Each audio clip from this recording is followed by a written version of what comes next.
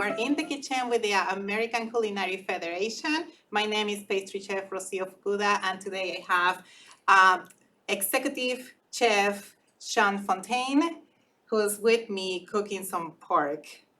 Welcome, and thank you for being in the show. Thank you for having me.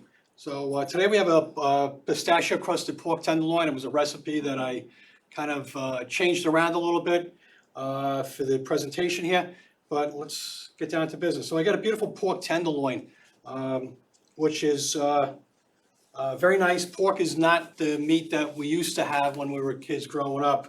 It's not to have to cook it till it's dead. But the thing when you get a pork tenderloin, you usually get two in a package, and it's nice and clean, but you get some fat in here, and you also get a little piece of silver skin. And which I like to do is get that cut off, because it's not very pleasing to the palate when you bite into it. Okay. It's that thing that kind of gets you a little kind of chewy and just doesn't feel nice in the mouth. Right, so you just want the actual meat to be tender when you bite into it. Right. So I'm just going to clean this stuff up here. And what I do is, instead of throwing the stuff out, I'm just going to get scraped a little bit. Mm-hmm. And then I'm going to cut it like this. Beautiful. Into 3, 2, 3, 4, 5, and 6. Now I got some little scraps here. What I'm going to do with the scraps is I'm going to just take those scraps and I'm going to pop them into this. And I'm going to use them for a sauce. So okay. I have my pork tenderloin medallions here. So all the little fat, it just becomes the flavor of your next dish. Right. So I'm going to use I use everything. So I'm very much into using everything. So we have over here, we have some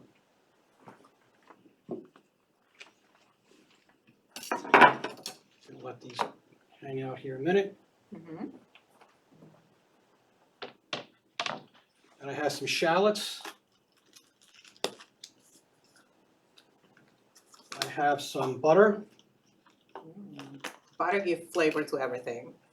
And it also adds, helps to thicken it, which we're going to see later on a little bit. Okay. Just put a little butter into the pan here.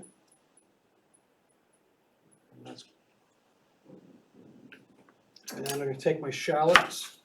I'm just going to give them a rough chop, because I'm going to strain these out later on. I don't need to have these any particular,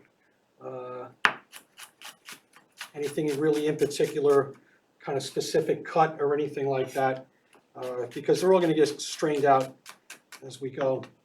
All right. All right. So it's just basically to get all the flavors together. Right. Here. Okay. All right. So we got that. I have some thyme. Some thyme sprigs that I'm going to pop in there. Just going to break that all up a little bit. To just give that herby.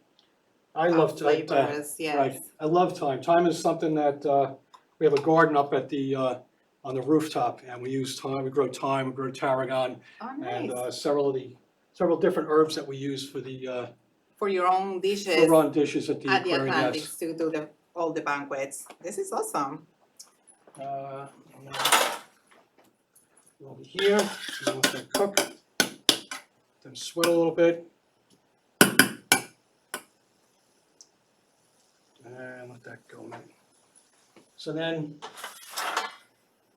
So I know you have like so many events there, and you're in charge of everything, being the executive pastry chef there. Yes. Yeah, so we have a catering operation. We also have a restaurant in the back.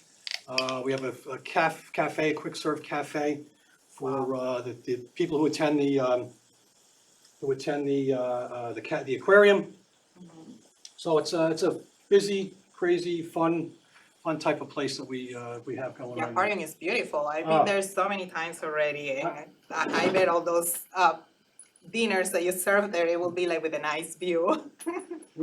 I've been there for 23 years, and I'm still excited to walk into the place. It's such a beautiful place to go, and there's still fish that that have been there for a long time that I still don't know are there. Yeah, more than 23, that's a lot of time. Yeah. So I have Madeira wine. It's a nice wine. It's a sherry type wine. I'm gonna add, I got about 3 ounces. I'm gonna add some now. And I'm gonna save some a little bit for later on when we finish the sauce. Okay, so All right. you're just gonna let it simmer I'm gonna there? let that simmer down, and then I have some stock. Use some beef stock. If you're using the stock from home, that you're getting from like you buy a stock. Ready-made, okay. Get the no sodium. Okay. You don't want to add, you don't want extra salt in there. You want to add the salt yourself. It can get, because we're going to reduce this down. Oh, okay. All right. And Right, if you reduce the other one, it just reduces and leave the salt there. Right, it makes it saltier. So I'm going to just put that off to the side there. Mhm. All right, and we're going to get to our celery, root celery. I'm going to do a root celery puree. Root celery is an interesting thing. It's not the same celery that we normally get for, that goes in our chicken salad. We chop off a chicken salad, a tuna salad. It's actually a different variety. It's a root. It's a root vegetable.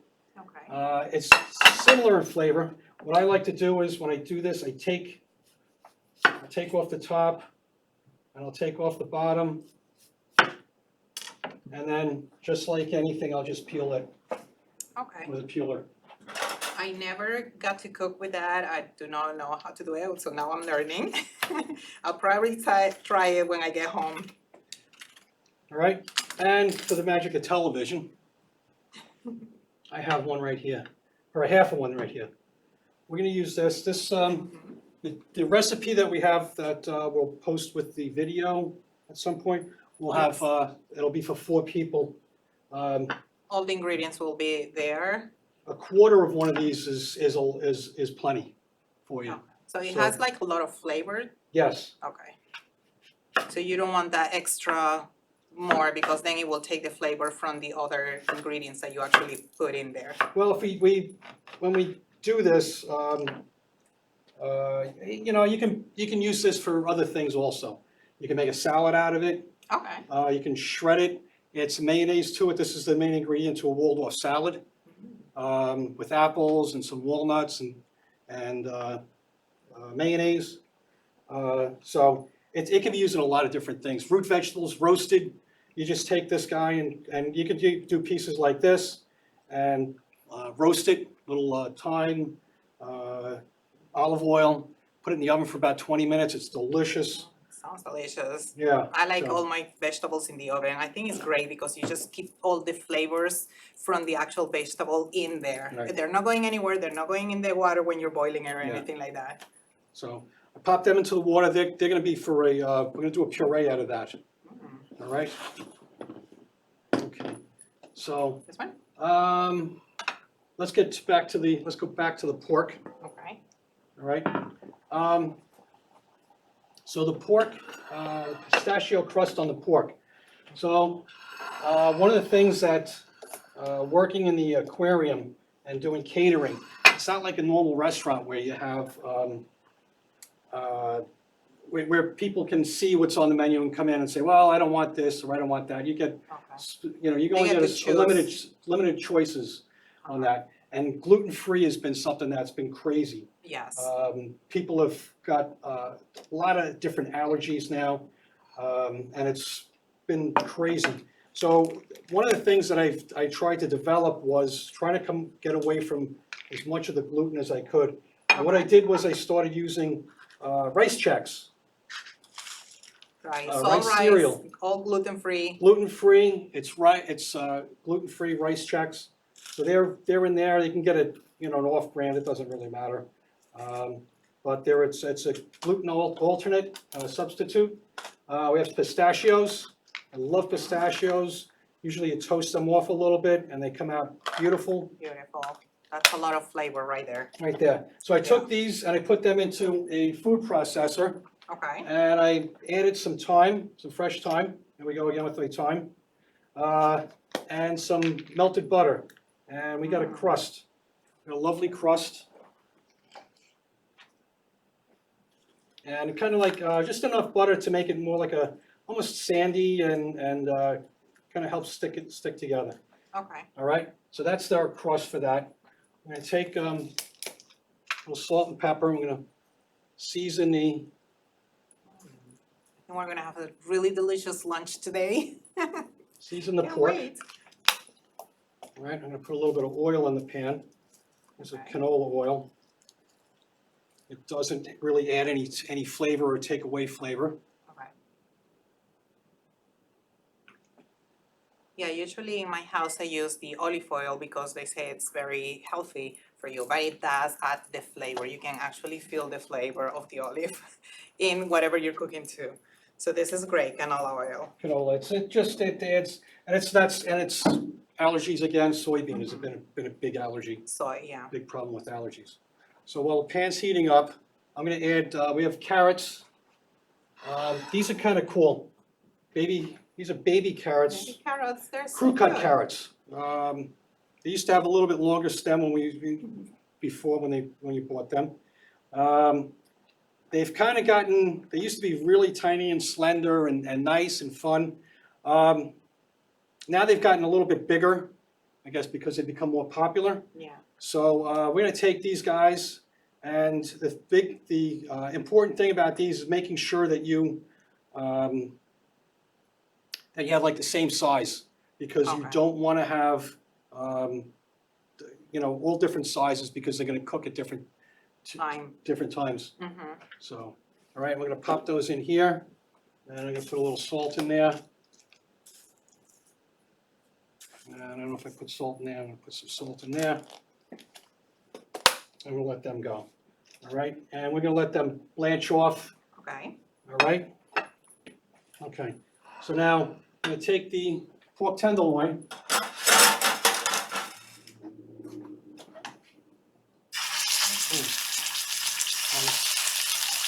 So you just browning the meat on both sides for a little bit. Right. So I'm gonna brown it. Well, the American Culinary Federation is, we're an organization that promotes the profession of chefs through education.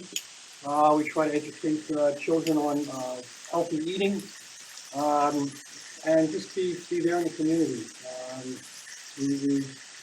We get together usually once a month, and we try to, through demonstrations, we try to learn and networking.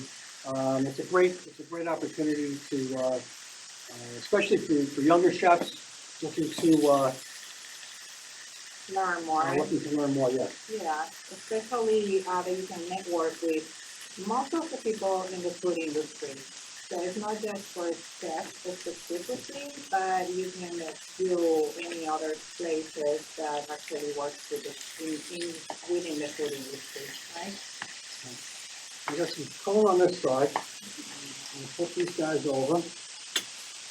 And what I did was I have some Dijon mustard, Okay. and I mixed some of the tarragon in. I use the dry tarragon, but it's when we have on the roof, one of our rooftop herbs. We have leftover herbs that are, just let them sit out, and they'll dry up, and you can use them all winter long. So this is from last year. Tarragon's not, it's a little slow coming back. I'm just gonna put a little mustard on top.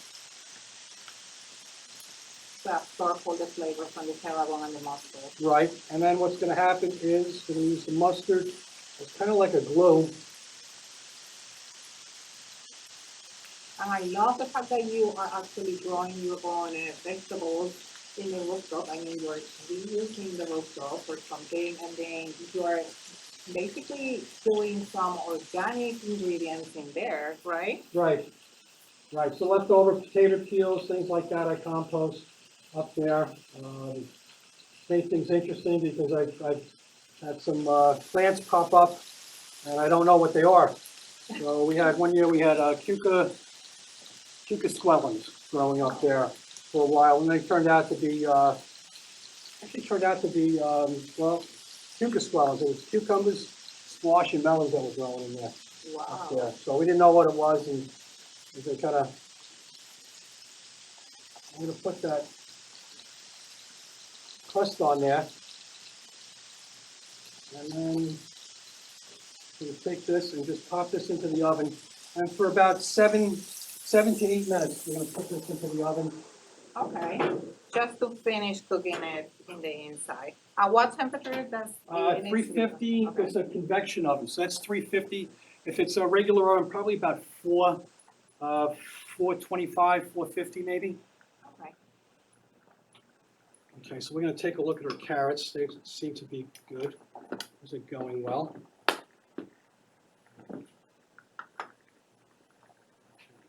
That's here. Get that out of the way.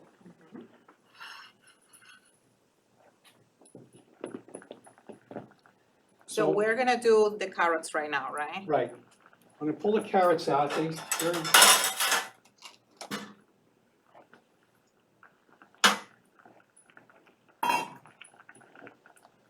lovely there.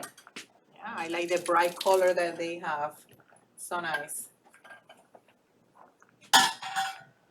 And what I have is a little bit of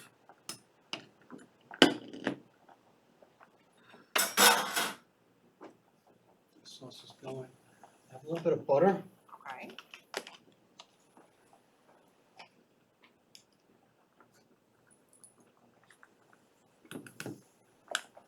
I'll put it right back into the pan. And I have some honey.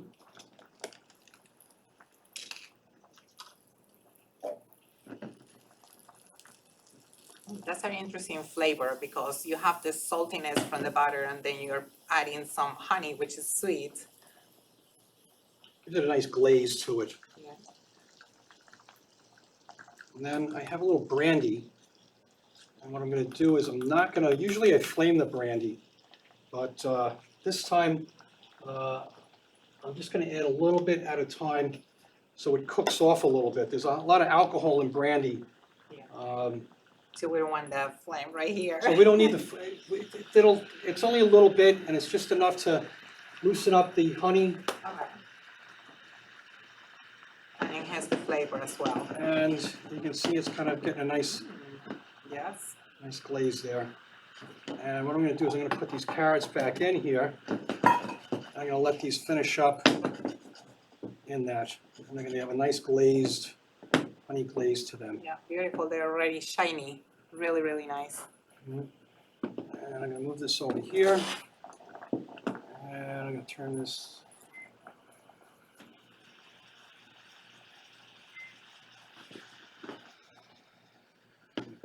Okay. So now we have our root celery, and it's getting nice and soft here. Now, It smells really good.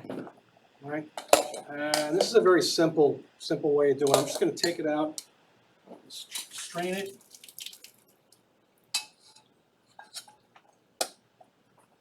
And that is gonna be for our puree, right? Right. So this is an alternative to potatoes. Okay. People are against potatoes now. This is another alternative to potatoes. We're just going to let it dry out a little bit here, and then That's I a have great a food idea. processor.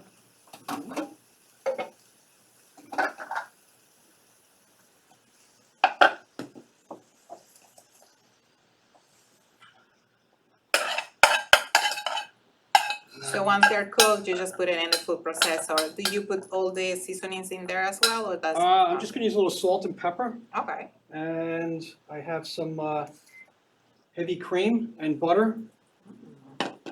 Wow. So it gives all that creaminess to the mash. Yes. I'm just going to go back here. Just clean up a little bit.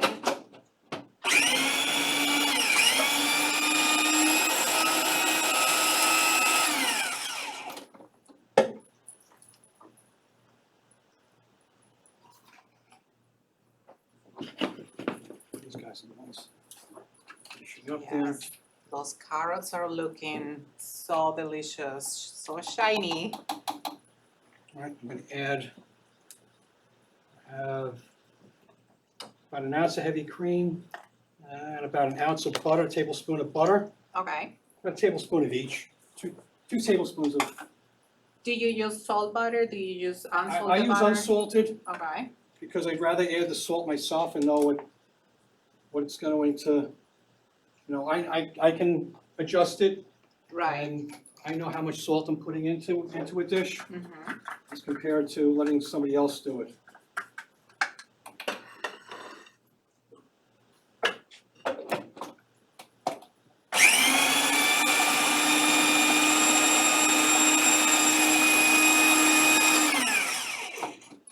I go quickly. Beautiful. And I'm gonna take these guys. And you don't need to cook that anymore. Like No, it's just ready keep to this serve. warm. Okay. Just keep this warm. I'll put it back in here. Mhm. Save on dishes.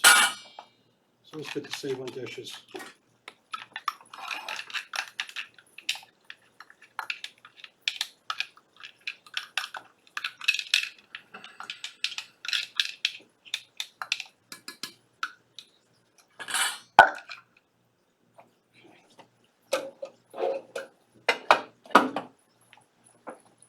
So now we're gonna go back to our sauce. And this is reduced down a bit. Okay. That's the one we did at the beginning with That's the the beginning. pork fat. The pork scraps, the shallots, the thyme, a little Madeira. And I held on to a little bit of Madeira. We're gonna finish it off with Madeira and butter. Right here. Right here. No, it's right here. Oh. I got it right here.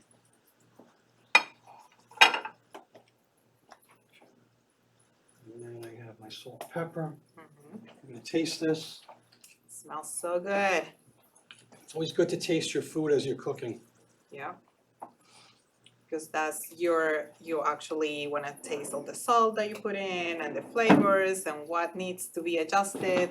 Always know when when you're seasoning and what you season. I'm gonna take a little bit of take the sauce. I'm gonna strain it. Okay. When you have a lot of stuff in your pot and you're trying to strain it, one of the things that I learned was take your stuff, try to put your stuff in first.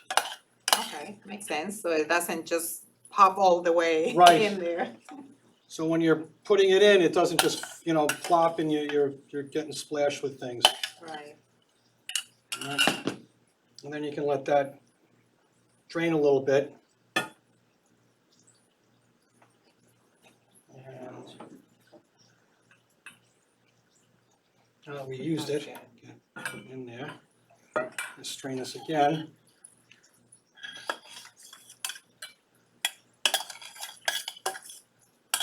Beautiful. All right, and we got a nice sauce that we're gonna finish off here. Sauce. Yeah. And all the flavors, like just concentrated there. Yes. We'll let that go a little longer. Carrots looking good. Mhm. And clean as you go. Nice, very nice.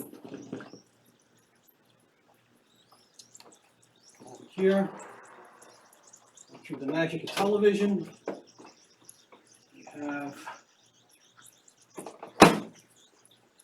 a beautiful pork. Ooh, that looks delicious. It kind of brown on top a little bit. Right, the butter helps the crust brown up Mhm. in there. And the pistachios as well. Right. And that gives a like little crunch to it. I'm gonna take the butter. I'm gonna put the butter into the sauce. Whisk that in. Mhm. What the butter's gonna do is it's gonna help to give it body and thicken it up. Like a nice sauce, a little bit. I could let this go a little longer, but I'm gonna put this over here. Once you add butter to a sauce, you don't want to bring it back to a boil Okay. because it'll break the sauce and the butter will separate. Butter doesn't, it kind of gets suspended in the sauce. It doesn't really, it doesn't like get, it doesn't stay within the sauce, stay inside there Okay. permanently. All right? It separates. Yes. All right, so I'm gonna take a plate, this, and we're gonna take our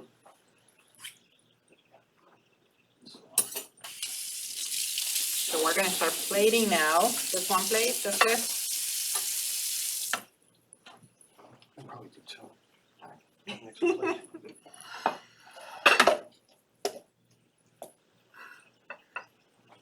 Okay, and I'm gonna take a little puree.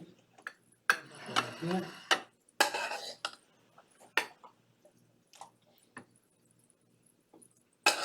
Beautiful. How is the flavor comparing to the mashed potatoes? Is it like You're gonna get very strong? you're not gonna get the potatoey flavor, but you're gonna get like a The celery celery flavor Okay. more. So. Put one here like this. And one here like that. Beautiful plating.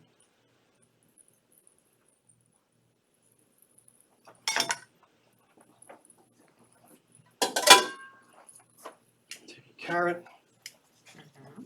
Get that nice glaze these off. So shiny. I love it how shiny it is. Yeah. It just adds that pop of color to the plate. It looks beautiful. Should I put this right there? Sure. And then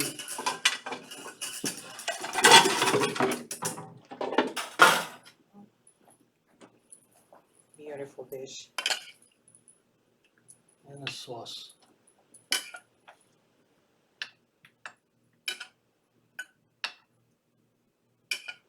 That sauce looks amazing. It just brings the whole plate together. And we're good. Are you gonna try it? I wanna try it. You wanna try it? Let me see, I think it's on that side. Ah, Yeah. here we go. It's delicious. Knife, fork. Mm. I don't wanna break the plate, but I do have to try it. A little bit of sauce. Mmm. Delicious. Really good. All the flavors in there. Thank you so much, Chef, for being here, for showing us this beautiful place and tasty too. Well, thank you. Thank you for having me. Thank you. See you next time, guys.